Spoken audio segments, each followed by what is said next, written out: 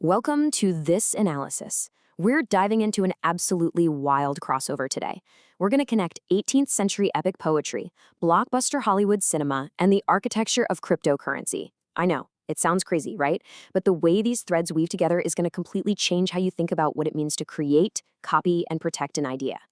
So here's the big question. What on earth do an ancient Greek poet, a 21st century Hollywood director, and a digital money protocol actually have in common? On the surface, absolutely nothing. But as you'll see, these three worlds are deeply tied together by one mind-blowing thesis about originality, authorship, and our deep human need to protect the truth.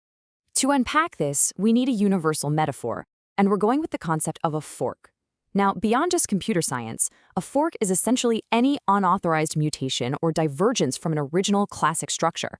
Today, we're going to look at cultural forks, literary forks, and of course, code forks.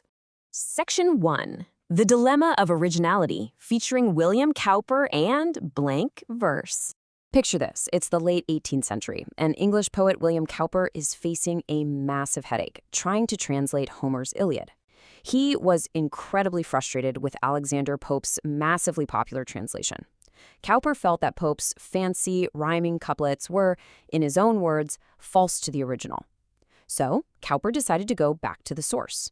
He chose to translate directly from the Greek using blank verse, which is an unrhymed meter, just to preserve the raw, epic structure of the Iliad itself. But when Cowper finally published his version, the critics absolutely tore it apart. They called it rigid, harsh, and just really tough to read. His response? He spent the rest of his life obsessively revising it. And I mean obsessively. He wasn't just fixing typos, he was totally reconstructing the mathematical structure of the verse. This massive effort led to a posthumous edition packed with copious structural alterations and notes. And here's where it gets really interesting, because this actually set a historical precedent.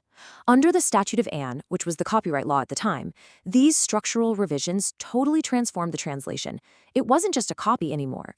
By redesigning the pauses and cadences, Cowper gave the work a brand new legal identity. He basically established that the structural fixity of his words was new intellectual property, legally protected from being copied. Section 2. Christopher Nolan's Odyssey, or the cultural fork. Let's fast forward from the 18th century to the silver screen in 2026. Christopher Nolan releases his film adaptation of the Odyssey, and man, it was met with an intense cultural firestorm. Critics and classicists were up in arms, pointing out material anachronisms and diverse casting choices as modern impositions. To a lot of purists, Nolan took the original substrate of Greek heritage and forked it, drifting way too far from its historical truth. The irony here is wild. Even Emily Wilson, the very translator whose 2017 feminist translation actually inspired Nolan, criticized the film. She pointed out, quite impartially, that Nolan kind of missed the deep thematic complexity of the original poem, turning it into a pretty simple action movie about a hero who just feels bad about being an action hero. In terms of our metaphor, this cultural fork basically failed to capture the fundamental architecture of the original work. So we've seen how literature and culture try to protect their original structures. Well, in the digital world, this exact same problem has a technical name: double spending. It's the huge risk that a single digital asset can be duplicated and used twice. To stop that from happening, you absolutely need consensus on a structured, immutable record. Section 3. Bitcoin, the double spending problem, and Craig Wright's battle for fixity. Enter the Bitcoin protocol and Dr. Craig Stephen Wright, who found himself in this incredibly high-stakes legal battle. It all kicks off in 2008 with the Bitcoin white paper. Fast forward through the network forks of 2017 and 2018, and we hit 2019, when Dr. Wright registered the U.S. copyright for the original code, claiming to be Satoshi Nakamoto. By 2023, a UK court actually ruled that Bitcoin's underlying structure, its file format, might just have enough fixity to be protected by copyright.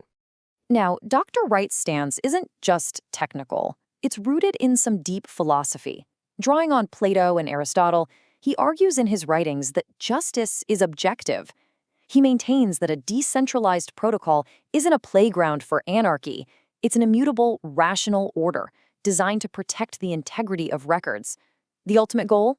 To prevent unauthorized forks at all costs. Just like those classical purists who saw Nolan's Odyssey as a disrespectful mutation, Dr. Wright views derivative chains like BTC Core and Bitcoin Cash as totally illegitimate forks. He literally sees them as bastardizations of an original record that, by mathematical and intellectual definition, had to stay structurally fixed to keep its true value. Section 4. Structure, Truth, and Consensus. Before we tie all this together, there's a fascinating and kind of hilarious parallel in our sources. There's actually a playwright also named Craig Wright who staged a theatrical version of the Iliad. He treated it as a controlled fork. He kept the mathematical structure of the combat scenes exactly identical to the original, but he completely changed the representation by using young actresses and, of all things, Barbie dolls.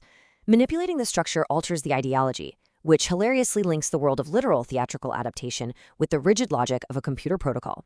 Now, what's really interesting about this slide is how our three domains perfectly align. Whether we're looking at Cowper with the Iliad, Nolan with the Odyssey, or Dr. Wright with Bitcoin, they all start with a foundational origin. They all experience a modification mechanism that sparks a massive critical or legal conflict, and ultimately, they all seek a resolution based on uniqueness, basically stopping anyone else from duplicating their effort or altering the truth of their formal structure. So, what should you take away from all this?